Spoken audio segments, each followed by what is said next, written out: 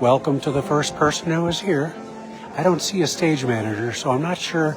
Well, it's already 2:01. We'll see when we get started.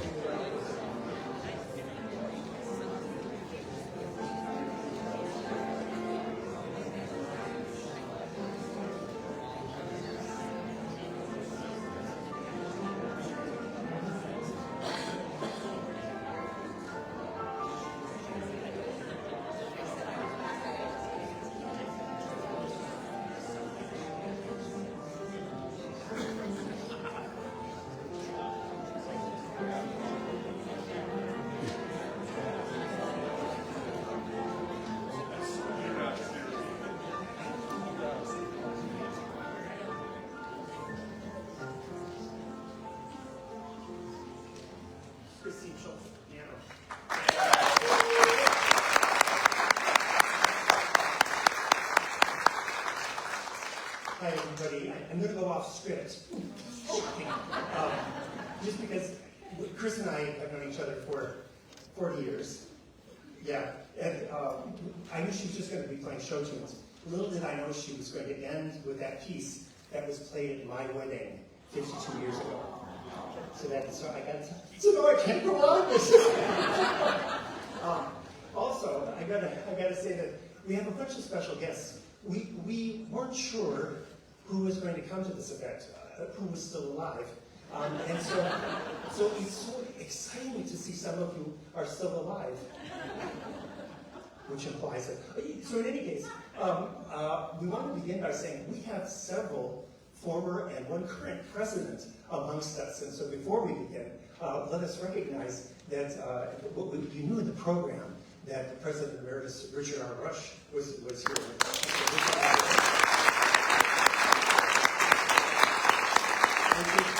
Richard walked all the way from California, and he's very sore. And then we are delighted that Dr. Richard Davenport is also with us. The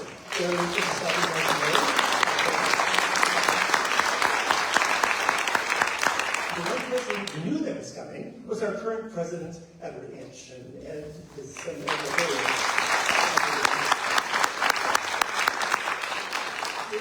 really exciting thing was we thought, we thought some faculty would come for sure. We thought maybe one or two deans would join us. And as I was walking around the lobby, I'm old enough to recognize, well, there's a dean, there's a dean, there's a dean. We are going to have a coven of deans in the basement following this, and I will officially take notes on behalf of the IFO. Could all of the former and current deans who are here please stand and be recognized? I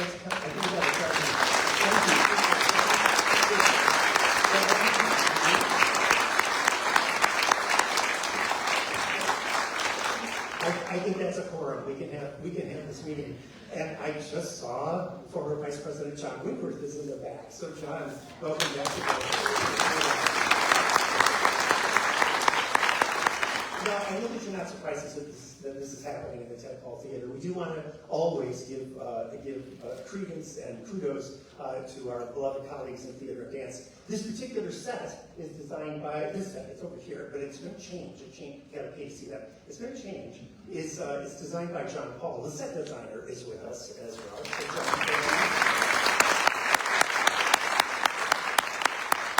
And then once again, I'm going to mention the beloved Chris Schultz at the piano. She'll be playing throughout this afternoon and throughout this evening as well. You got to pay again to see her. And, so that's my off-the-cuff things. It's over. We'll see you later. Good afternoon. Welcome to the Jane F. Earley Center for Performing Arts, and specifically to the Ted Paul Theater. My name is Paul J. Hustles, and I am retired. But for 35 years, I used to be the chair of the Department of Theater and Dance, and during that time, this place, this building, was my home. For 24 of those years, Jane F. Earley was my boss. For the past 40 years, she was my inspiration, my mentor, and my friend. We are gathered here this afternoon to share a few memories and to celebrate her amazing contribution to both this place and to higher education in general. When she was alive, Jane was famously in control of her work environment and all public-facing events. In her death, she is controlling this one too.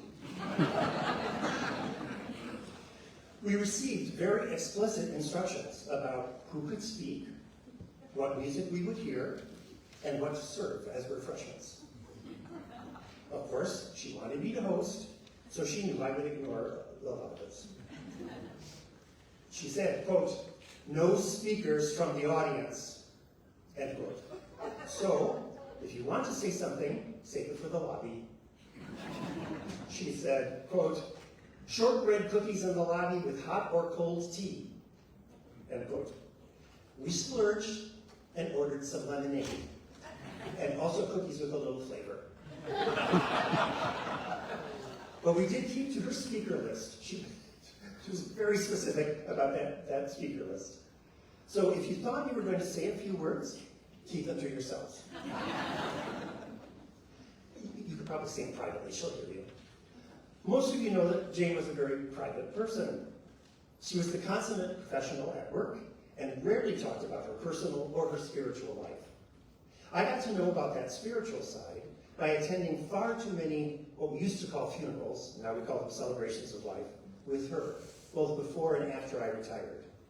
Jane didn't drive for those last several years, and she depended on good friends like Bonnie and Tim Hitch to get her around. I was her go-to funeral date, as I inevitably knew the deceased we were going to honor. So, we would like to begin our speaking roster this afternoon with someone who can easily speak to that spiritual side of Jane. It gives me great pleasure to introduce to you our first Jane-approved speaker, the Reverend Michelle Hargrave. Reverend Hargrave is a conference superintendent for the Minnesota Annual Conference of the United Methodist Church, supervising the 75 churches of the River Bluffs District. Before that, she served as senior pastor at Centenary United Methodist Church in downtown Mankato for 10 years, where she was Jane Earley's pastor. Michelle has been clergy for 34 years and lives in North Mankato with her husband, Kelly. I present to you Reverend Hargrave.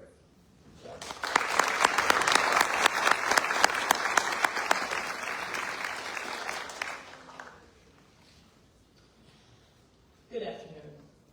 Jane was a lifelong Christian, and so I will offer an invocation prayer in that tradition, but I want to make room for whatever soul space you are bringing this afternoon. Let us pray. O great mystery, we are grateful today for the life of Jane Earley, for giving her to us, for the parts of her that remain in our minds and hearts, and for the work that she did that will echo on through the years, for the hundreds of people that she mentored, for her vision, for her wisdom, for her ferocity, and her humor. We give you thanks. Bless our remembrances here today, our gifts of music and words, of memories and hope. Bless them, bless Jane, and may her life continue to change ours. Amen. I had the delight of being Jane's pastor for about 10 years, and during that time we had a rich conversation about weekly worship, the events of the world, and poetry. I shared this morning at a memorial service that we had an extensive conversation about how to improve the sound of our worship experience, because she was worshiping online, and so she was very involved in that. She always had a comment about whatever we were doing, and was just keenly observant and aware of the ministry and the impact, and so free with her opinions. And as I shared those stories this morning, it seemed to me that that was a common experience with Jane. And she's her piercing intellect, powers of observation, and her desire to mentor us all into being better. And I just am so blessed by that rich conversation we had. I was an English major when I was in college, and I think that probably that training was one of the things that opened up a relationship between us, because poetry became a way that we connected with one another, and as we shared just this long conversation about meaning and mystery and literature. Jane's email to me when my father died is a particular treasure, because she wrote to me, she wrote quite a bit to me, but she said, the poets say the sorts of things I wish to say. I don't know if you knew this, but Jane wrote quite a bit of poetry, and we shared quite a bit of that in her memorial service this morning. And that was, she would just frequently send me a poem and an email as she was processing the things around her. But she also said this, that this particular poem that she didn't write, this is one that she sent me that is a quite well-known poem, points to what so many in our parents' generation knew. We must learn to accept life as it happens. And as it happens, she quoted to me one of my favorite poems. So this was at a moment when I was grieving my father, and Jane Earley, in her response to me, sent me Nothing Gold Can Stay by Robert Frost. So I offer you that today. Nature's first green is gold, her hardest hue to hold. Her early leaf's a flower, but only so an hour. Then leaf subsides to leaf, so Eden sank to grief.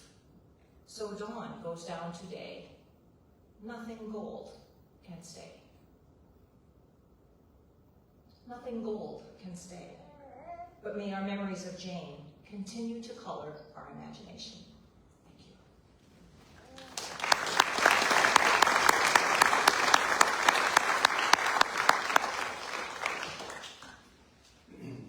Jane had a deep appreciation for spiritual music, as well as the lyrics of the music that spoke to her poetic sensibilities. At the earlier service today that Michelle referenced, we heard some of her favorite hymns. We couldn't hear them all. She had a list of, what, there were 100 of them. There were quite a few. But she called these congregation singing. And often she accompanied them herself on the church organ. For this event, Jane requested a special ballad that spoke to her directly, and she wanted one of her favorite singers to sing it for you. She first heard Nick Wayne when he was an undergraduate student, and then we hired him the second he graduated with his master's in music from MSU, and he became the music director and vocal teacher extraordinaire for the Department of Theater and Dance. First, as a member of the administrative faculty, I'm saying this for all the deans out there, he was an administrative faculty, and then at long last, as a tenured track professor. He was, I'm proud to say, just promoted and tenured this term. Here is Associate Professor Nick Wayne, accompanied by the ever-present and always brilliant pianist and MSU alum, Gus Schultz. Nick will be singing a Scottish ballad, My Ain Country, by Mary Augusta Lee Demarest.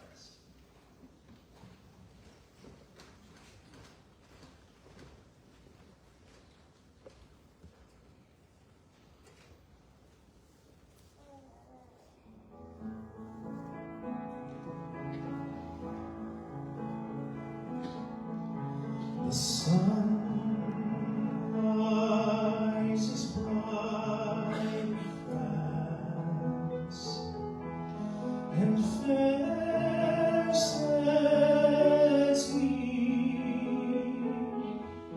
but he has lost the look he had in my native country.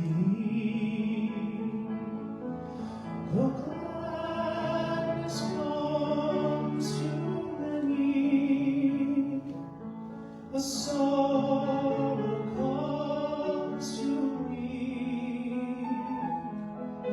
as I look o'er the ocean wide to my ain country.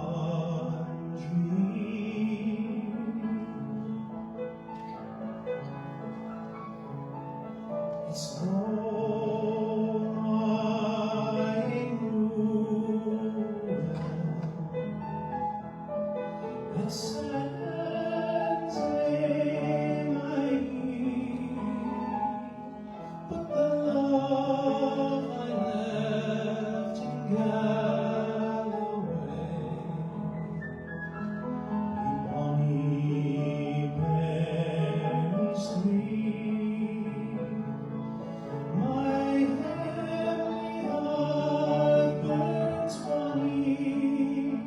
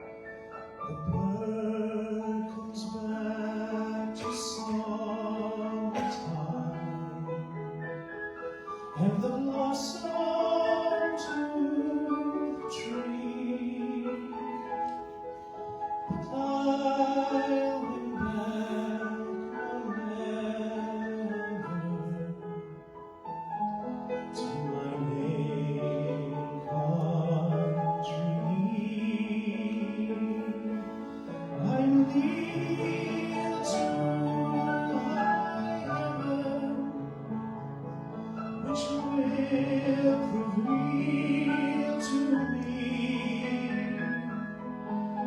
and I will reach there right soon in my native country, and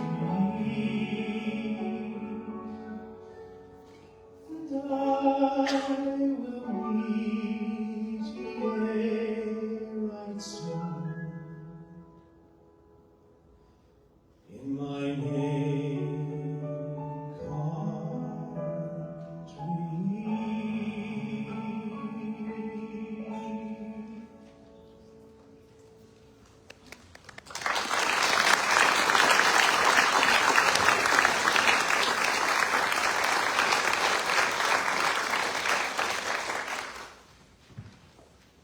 When you die, and if you're lucky enough to get to heaven and you hear the choirs of angels, it's going to stop like that.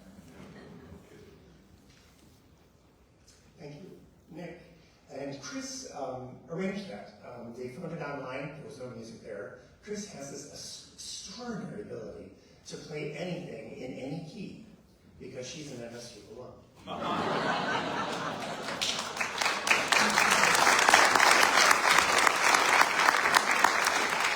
Isn't that right, Dean Wilson? Evan Bonham has known Jane since 1996. Evan served as the first development director for the MSU College of Arts and Humanities with Dr. Jane Earley. Since serving with Jane at MSU, Evan has been a professional fundraiser and advancement leader in higher education institutions such as Virginia Tech, Marietta College, and Winthrop University. Evan has raised over $220 million for those institutions. But by far and away, Evan's favorite and most memorable fundraising initiative, and his first big one, right, was the Andreas Black Box Theater, right over there. Currently, Evan serves as the Chief Advancement Officer for the Charlotte Museum of History in Charlotte, North Carolina. Evan and his wife, Tanya, are the proud parents of twin sons, Alex and Grant, who Jane would take great delight in during the family's reunion and return visits to Minnesota and the Mankato area. Currently, Alex and Grant are sophomores at Ole Miss. Evan says, hotty toddy. Mr. Evan Bowen.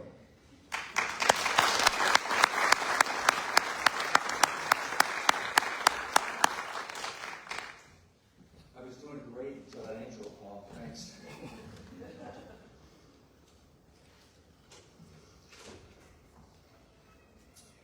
Jane.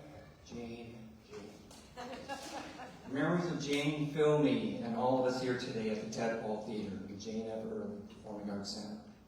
Jane would have loved today's tribute service. Jane would have enjoyed visiting with each of you. She had a gift of remembering something special about you, and she would weave it into the conversation with you. Jane made you feel appreciated and valued. That was one of Jane's special gifts.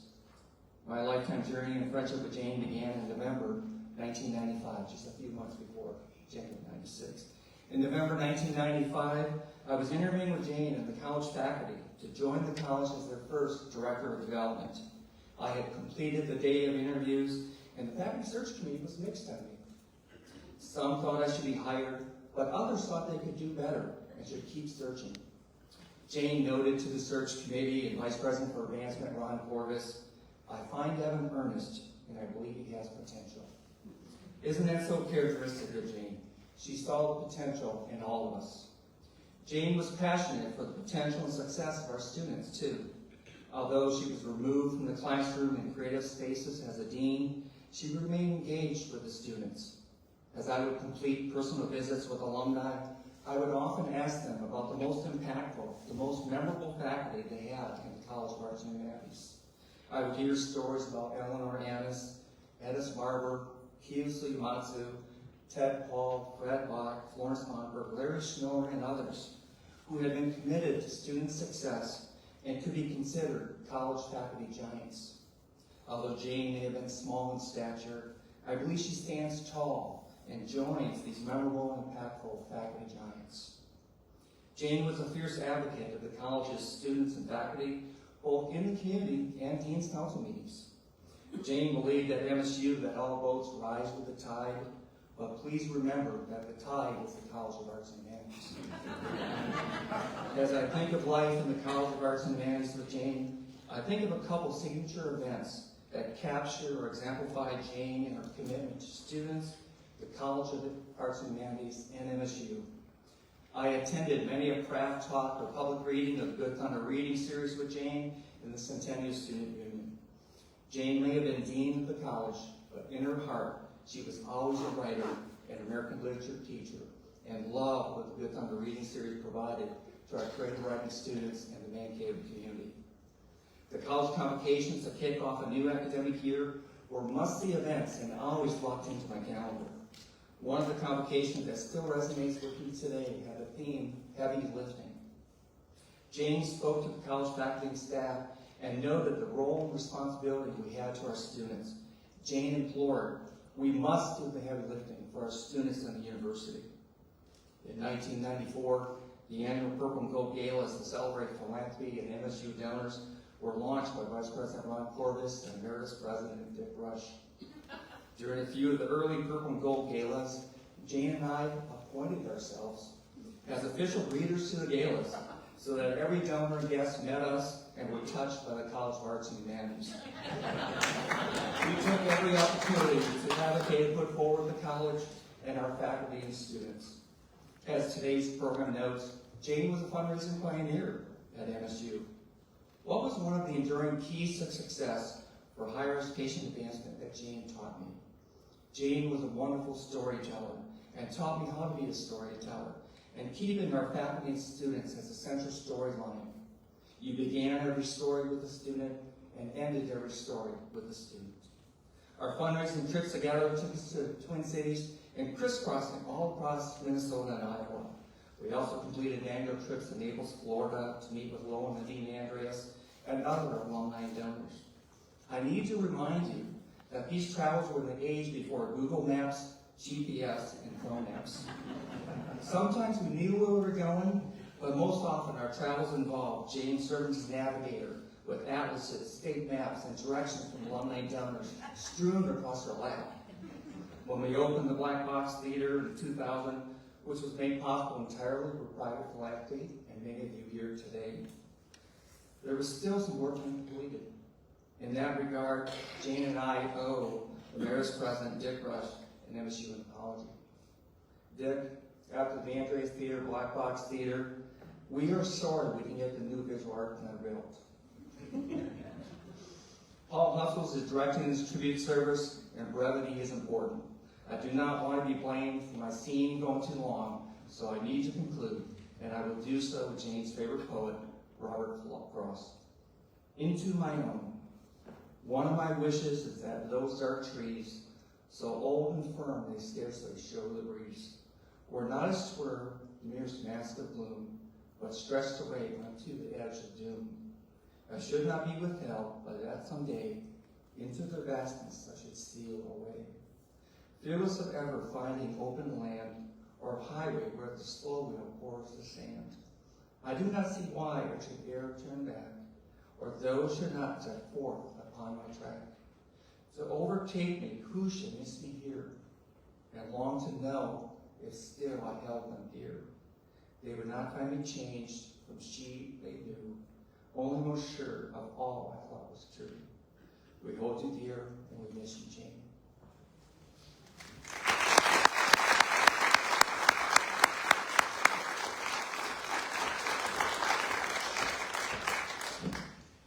You know, I was on that search committee, and I remember. Where did you land? Well, I do remember when Jane asked us, it was like, yes, ma'am, and she said, don't ma'am me, and I said, yes, my lady. The next person on our Jane-approved speaker list is Dr. Linda Baer, and she's had many important positions in academia. She is the former Senior Vice Chancellor of the Minnesota State Colleges and University System, also known as MinSCU. And I guess they've recently rebranded themselves. Now they're called Minnesota State, just like Minnesota State, Mankato, Minnesota. No imagination. Anyway, MinSCU. She has nothing to do with it. Which is comprised of 26 state colleges and 7 state universities, with 54 campuses throughout Minnesota, including this one. She also served as, importantly for this discussion, the interim vice president for academic and student affairs at Minnesota State University, Mankato. Dr. Greer first met Jane in her role as vice chancellor at MSU when she served as host to many, many academic meetings with university leaders throughout the state. In that role, she was honored to present Jane with an Outstanding Leadership Award. They also met in Chicago for regular accreditation meetings, or that's what the calendar said. When Linda came to MSU Mankato, Linda and Jane would meet frequently for lunch at one of Jane's favorite eating establishments, Applebee's. No reservations required. After Linda left Mankato and Jane retired, Linda still made it a point to come back to visit, take Jane to lunch, and to continue to have wonderful conversations about life's journey. MNSTU Senior Vice Chancellor, Dr. Linda Bear.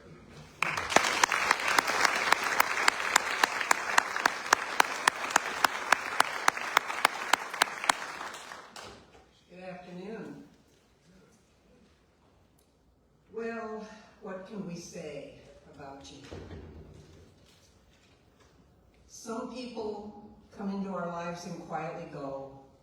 Others stay for a while and leave footprints on our hearts, and we are never the same. That was certainly Jane. She was dedicated to helping students, faculty, administrators, family, and friends. While I was interim vice president here at MSU Mankato, Jane and I often met for lunch. Yes, she loved Applebee's, and we even had our favorite waiter. We usually talked about her latest poetry or my grandkids going to college. She loved to be a part of their journeys. It was during one of our conversations at Applebee's that Jane hatched the great Girl Scout cookie caper. I mentioned that our granddaughter was selling Girl Scout cookies. Jane looked at me with a twinkle in her eye, and she went home and got online and determined she would buy 40 boxes, much to the surprise of our granddaughter. Owen asked, "Does she eat them all?" I said, "Yes, she did." And over the next few years, Jane ordered at least 30 boxes per year. We delivered cases of Girl Scout cookies to her. In fact, I was going to deliver 29 boxes this year when she passed. Tim said keep them, so I shared them with my sisters and friends. Jane told the story about being contacted by the MSU Alumni Association. They connected with Jane to see if it was okay to share her information. A former student from her first teaching experience in Wisconsin over 60 years ago was trying to reach her. He had entered her poetry class to stay in school at the time, and staying in the school meant not being drafted. While he knew nothing about poetry, Jane changed that. With Jane's mentoring, he engaged in the class and found a calling to writing. The student from 60 years ago started corresponding with Jane recently, sharing poems for her to review, for her advice, and for discussion. Jane loved it. She was thrilled to have a new friend and told me about his poetry and their conversations. Jane changed his life. Jane loved mentoring leaders. She often said that she worked with over 5 of the presidents at Mankato. As the longest-serving arts and science dean in the country, she mentored college deans across the country. One of the people Jane mentored wanted to be a president. He applied to many places but didn't find the right match. Jane provided advice, and one day a few months ago, she talked with him about an interim presidency in the Minnesota system. She encouraged him to apply, and he was offered the job. She changed his life. She helped people see their potential and work towards their hopes and dreams. Jane would greet her colleagues with great enthusiasm at Fall Startup. In her poem about the dean, on the first day of school, Jane said, "September after September, I'd tell myself my role was to rewind. To bring back to their minds the job they'd come here to do, to remind them of its importance. My role was to name the thing they did and to ask them to remember it and to share with their students why they had fallen in love with their subject in the first place." A colleague asked if we could invite the women deans at MSU to a leadership retreat. Jane and I invited Margaret Prescott, former president at MSU Mankato, to join us. I valued Jane and Margaret as pioneers in leadership. We knew leadership can be lonely. This was a magical afternoon where we shared stories of our journeys, hints about difficult situations, how important it was to form your network of support, and what real leadership was about. In that, she shared the 10 don'ts for deans, the myths and realities according to an experienced dean, and what brings you the most joy. Jane focused on relationships, as a colleague shared. Not projects, not legacies, not buildings. Relationships were Jane's specialty and life force. And she guided, mentored, and led from a place of deep care for others in the community. She would lean forward, look you deep in the eyes with a focus that was laser sharp and intense. And you knew that for a time, someone in this world was truly listening and hearing you. Jane is still with us through many of those conversations and memories. She was always trying to connect people to how they could make a difference. She made a difference in all of our lives. We will remember the twinkle in her eye and her mischievous grin, her sense of humor, and how much she loved students, friends, and colleagues. A friend shared that Jane was a wise, tough love, and life-changing icon of Minnesota State University, Mankato. She will always be in our hearts and minds. So, some people come into our lives and quietly go. Others stay for a while and leave footprints on our hearts, and we are never the same. Jane left footprints on our hearts, and we are better for knowing her. Thank you, Jane.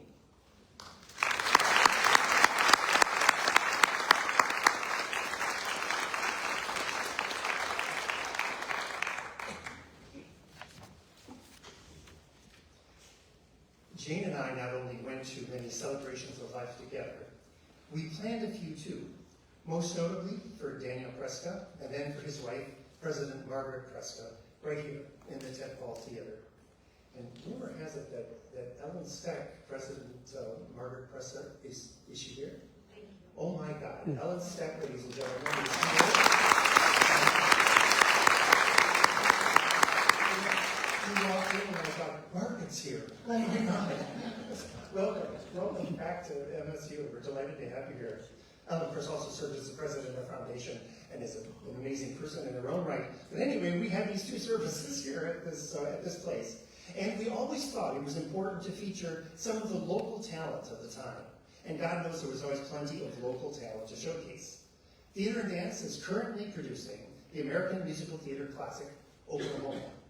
We know that Jane was from Iowa, but her good friend, Donna Lenny, was from Oklahoma. And it isn't hard to imagine those two former English teachers frolicking amongst the corn stalks and the great open skies of their native homes. And if you can't quite see it with this light, come tonight and you'll be able to and you'll see the two of them frolicking there. Here is the male lead of Oklahoma, Senior Davis Jensen, who plays the charming cowman Curly, singing a song you will all immediately recognize. Davis.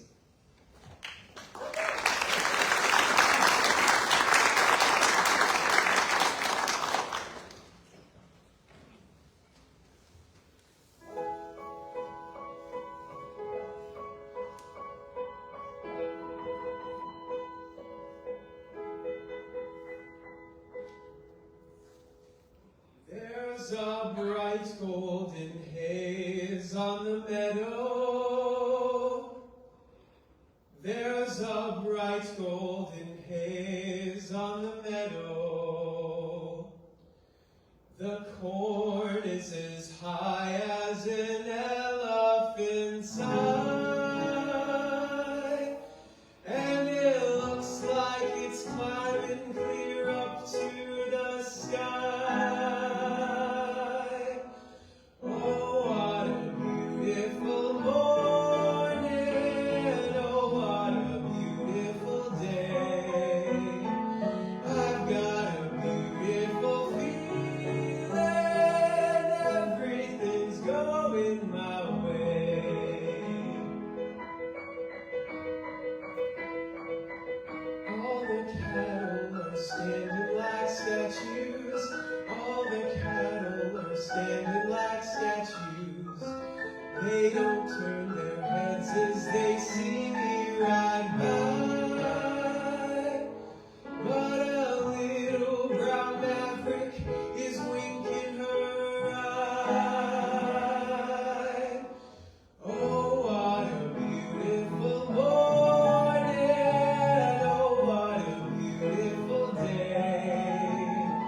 I've got a beautiful feeling, everything's going my way.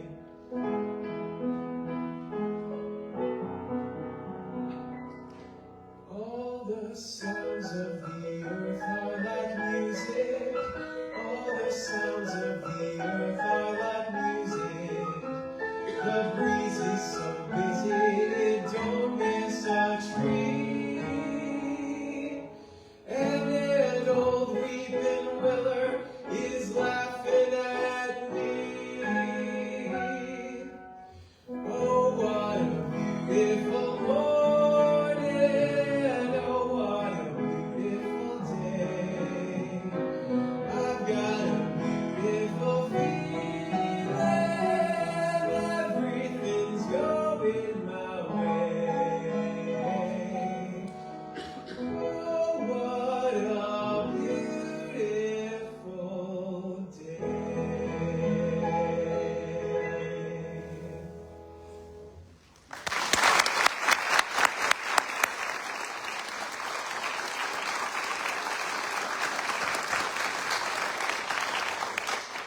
Thanks, Davis. Thanks again to Chris Schultz at the piano, as always. Yes, it's a pleasure. We can never applaud performing artists enough. A side note, some of you might recognize Davis as one of the leading actors of both Cabaret and Rent over the last 2 years. I got a chance to direct him in my very last show at MSU called Something Rotten. And I immediately knew he was destined for something less rotten.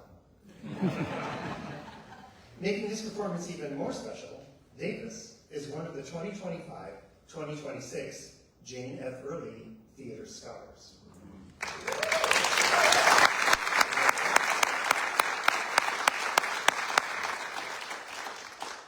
We are very honored to introduce our final Jane Earley approved speaker. Dean Earley met Richard R. Rush while he was interviewing for the position of president at Mankato State University. She personally decided that he was good enough to become our president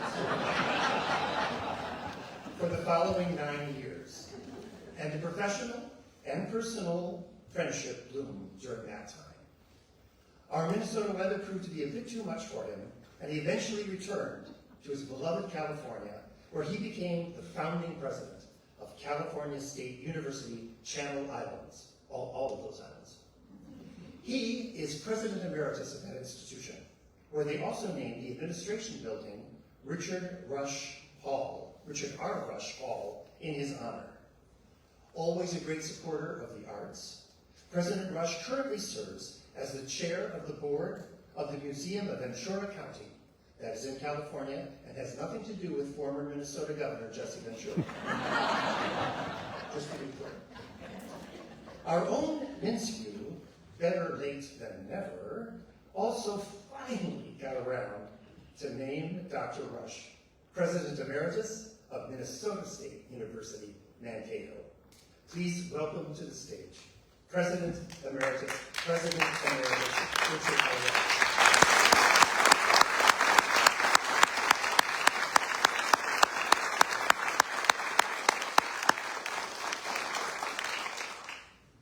I never wanted Paul to speak ahead of me.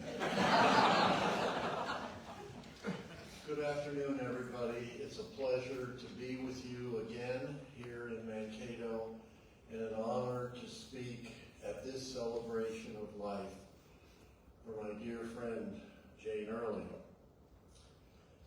With apologies to the poet Elizabeth Barrett Browning, how shall I miss thee, Jane?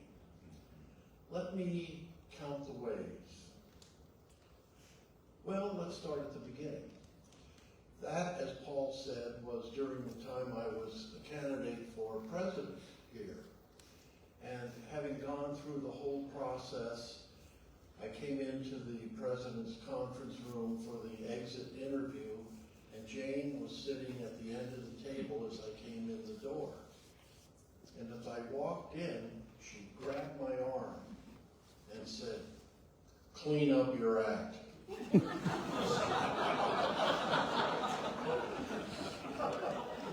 I said, "This is me. This is who I am. Clean it up." "Will not." "Will to." "Will not." "Will to." And so it began. 10 years, as Paul said, of academic friendship and association, and 35 years of friendship. Jane was a consummate academic leader, as we all know. She was an icon here at MSU. She embodied the values and aspirations of this university.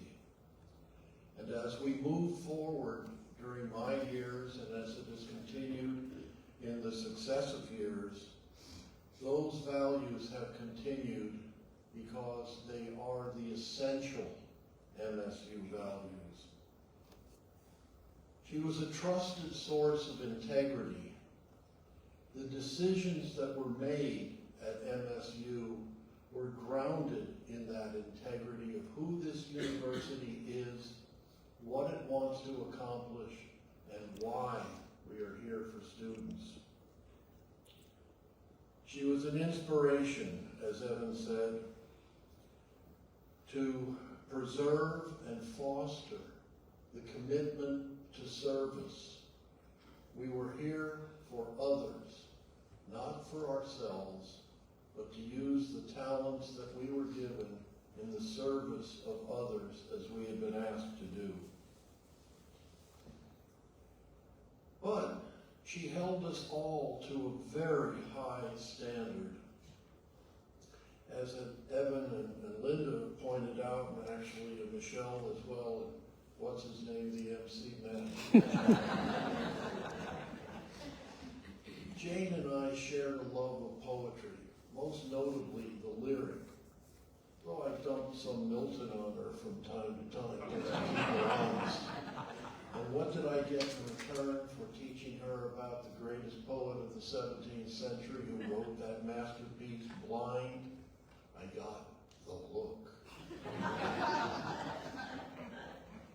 The look. Not quite what I expected, but quite what I got. But in that regard, then, one year I taught a course. Now, my academic appointment was in the College of Arts and Humanities, and so I was teaching a course in the English department on the lyric. It so happened that I ran into Jane in the hallway one day, and she accosted me. "Where's your academic plan?" I said, "What? Where's your academic plan? You're late." I said, "I don't have time to write this academic plan." She said, "I am your dean. These are the final words. Will do." And that continued. She got her academic plan. But quite honestly, this kind of superficial relationship was only the surface of what I was privileged to have with Jane. As was pointed out, she was a very private person. And in our relationship, it was a very private exchange. Most notably, when my wife was taken ill and subsequently passed away, Jane hovered over me very privately. Are you eating?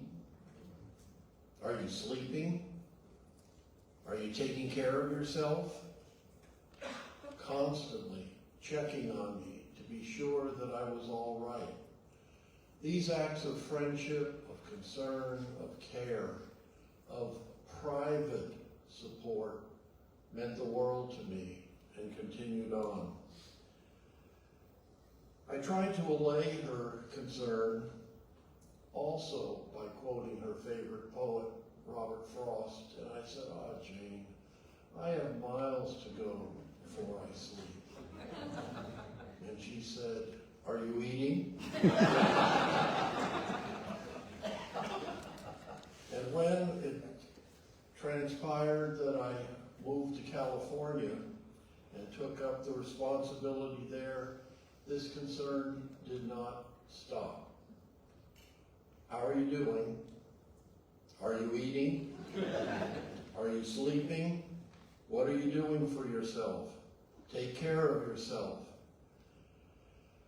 I love Jane for who she was as an academic, who she was as a person with that fundamental integrity.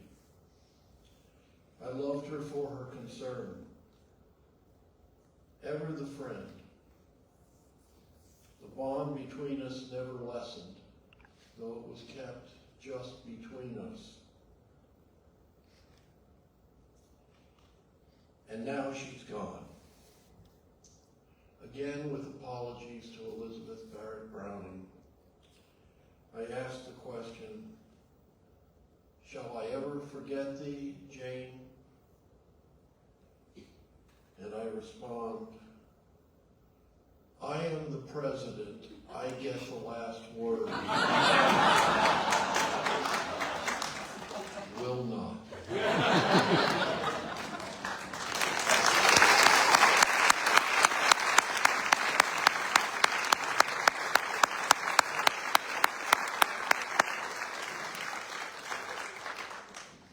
Thank you, President Rush. In addition to his many accomplishments at this university, we will always remember President Rush as the man who changed our name from Mankato State University, a place I came to work long before he did, to Minnesota State University, which will forever tie us to the fictional series Coach, which ran on ABC from 1989 to 1997. And that is why many in this country assume our football team's nickname is the Screaming Eagles. We constantly have to correct them. It is, of course, the Screaming Mavericks. However, I will always remember Dick Rush for an act of kindness after he left us. He came back to see that the newly christened Earley Center for Performing Arts only had a paltry little sign right there on the side of the building to indicate its name. President Rush gave me an assignment to get something up that would make a statement.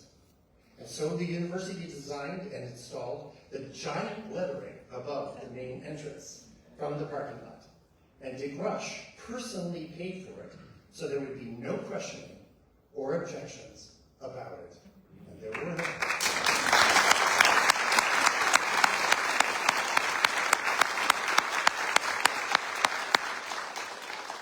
Jane Earley was thrilled and got to see those bold letters every single time she entered her namesake building. And when she left the building, she turned around and gave it a farewell smile. Thanks for that, Dick.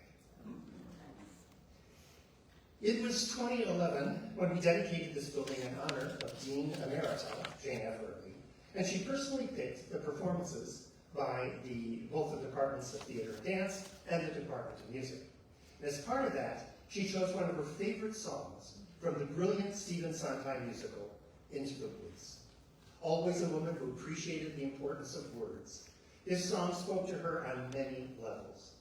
She wanted us to reprise it at this event. So once again, here is the angelic professor, Nick Wayne, accompanied by Chris Schultz, to sing No One is Alone.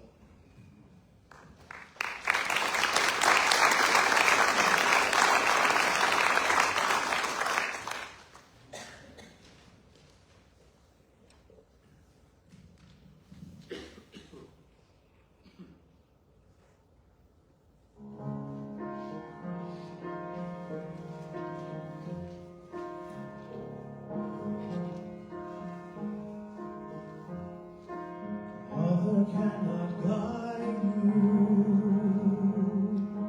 Now you're on your own. Only me beside you. Still you're not alone. No one is alone. Truly, no one is alone.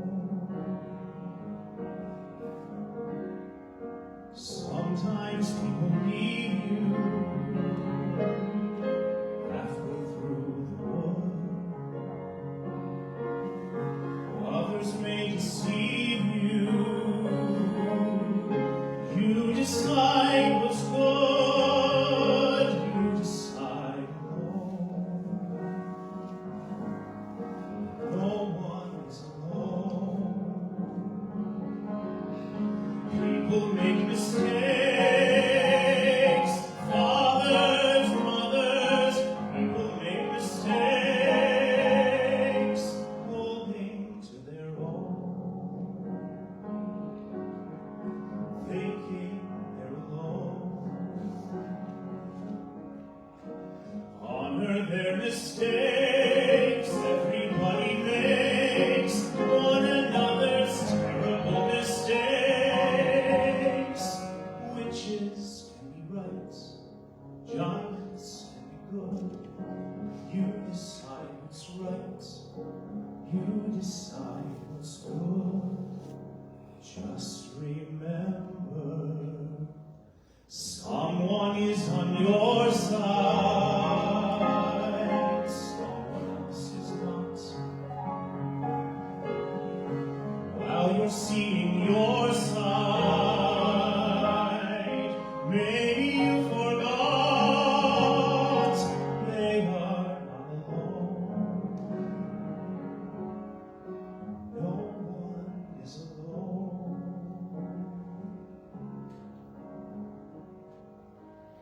Hard to see the light now. Just don't let it go. Things will come out right now. We can make it so. Someone is on your side.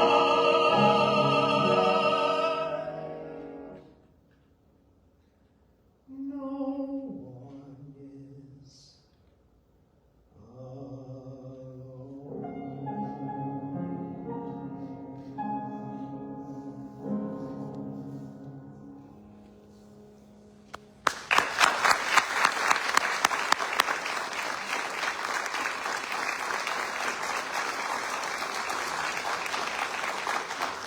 Thank you, Nick. Thank you, Chris, once again. I made it to the list of speakers. I first met Dean Earley in 1985 when she interviewed me for a job as the incoming chair of the Department of Theater and Dance for Mankato State University. I was immediately struck by her serious yet pleasant demeanor. As she sat behind her somewhat disheveled desk, well, it was a mess.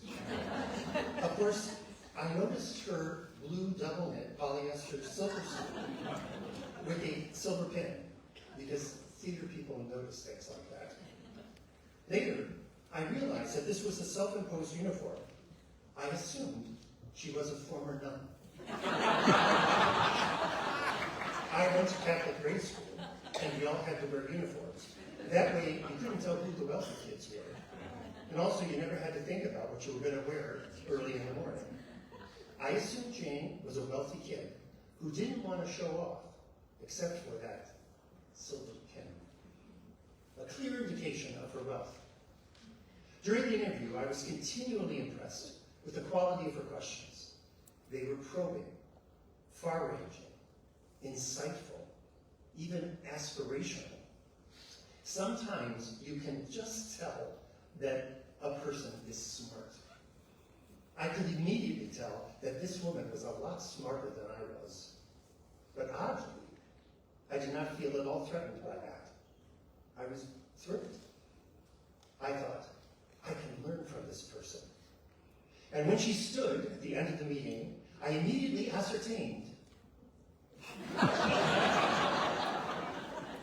that she was short. She was very short. Theater people noticed things like that. This was 1985, and the first Star Wars trilogy was at its peak popularity. I concluded that Jane was a relative of Yoda. He was short and very wise and of an indeterminate age.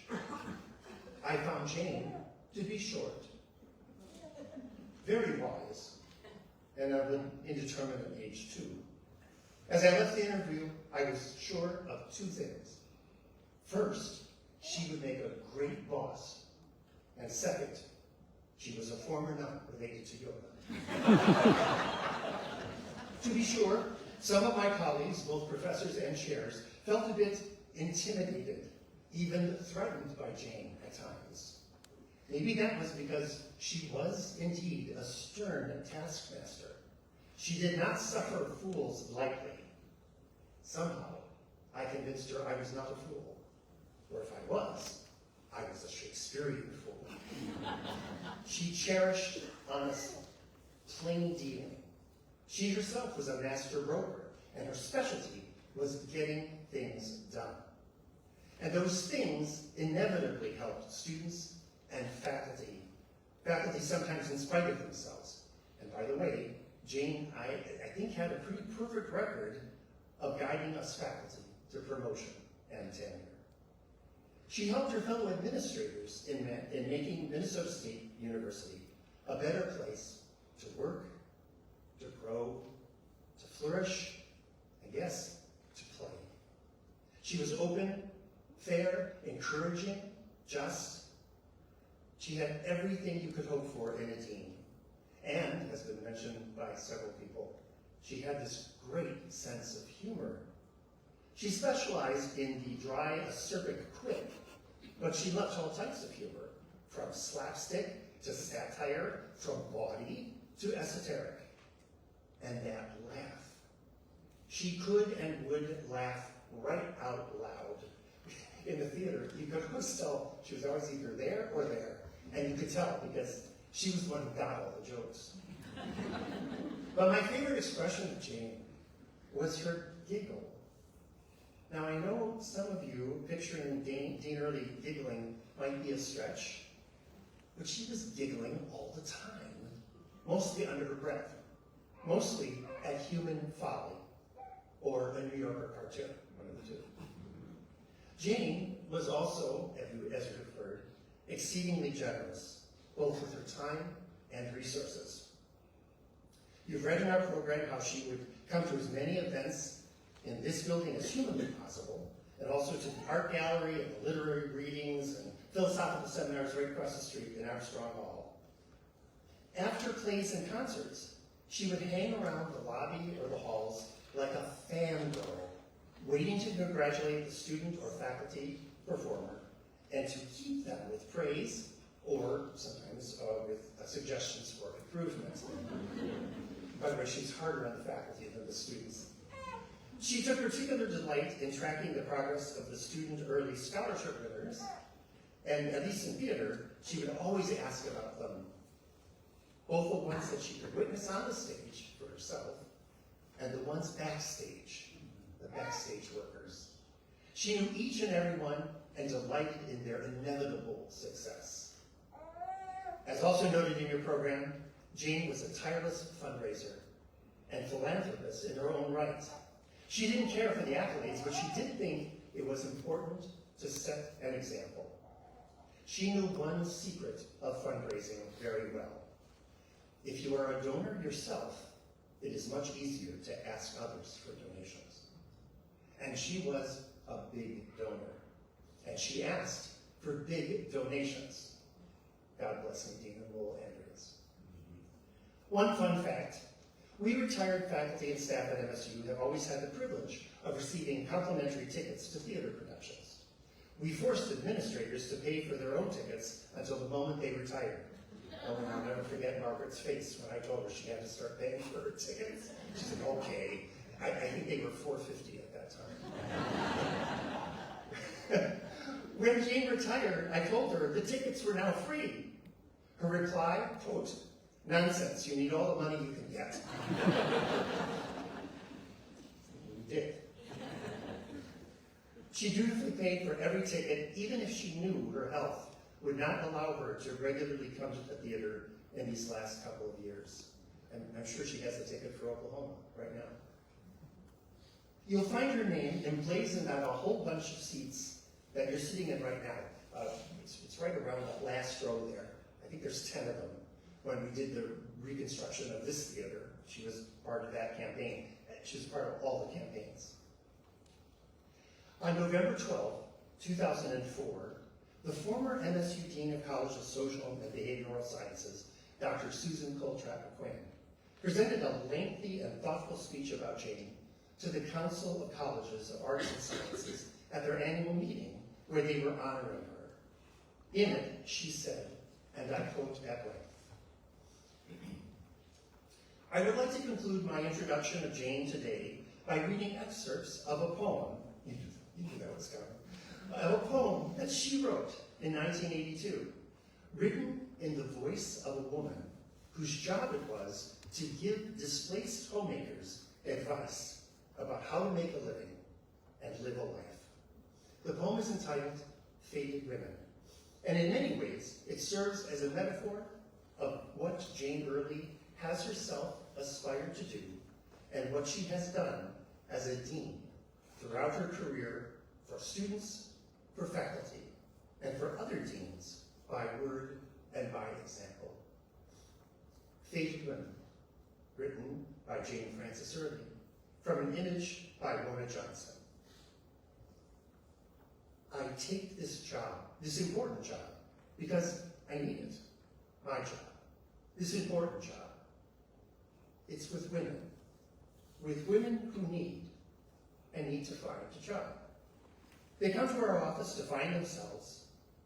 They are faded, desperate, wishing against hope for chances to be new. And I sit here multicolored, vivid, in my important job, and I tell them my important information, which becomes blood to them. And they gain and gather themselves, each one different, alike, gathering herself, gaining herself, transfused. A woman comes, she comes once, twice, a dozen times, depending, and then one day, she doesn't come at all. She sits somewhere in an important job, multicolored, vivid, doing important work she needs. And in my office, I sit, faded, satisfied. Dean Earley did a lot of important work, and she did it very, very well. She had every right to be truly satisfied with her life's work. Requiem aeterna dona eis Domine, et lux perpetua luciate eis. Requiescant in pace. Amen. Good night, sweet Jane. And flights of angels, sing thee to thy rest. I want to give a special thanks to our speakers this afternoon, to singers Nick Wayne and Davis Jensen, and to Chris Schultz at the piano. Thanks to technical support from George Grubb, who did the sound, Steve Smith, who does the lights, Corey Egan, who does the hosting, and to the Performing Arts Department. Thanks to all of the special guests in the audience, especially those former deans and former presidents and current presidents, and for all of you to come. Special thanks to the Earley family for joining us for this event. And Jane now invites you to have limited refreshments. No lunch, limited refreshments in the lobby where you can talk about her if you wish. And one last thing that I have to say, season tickets are gone.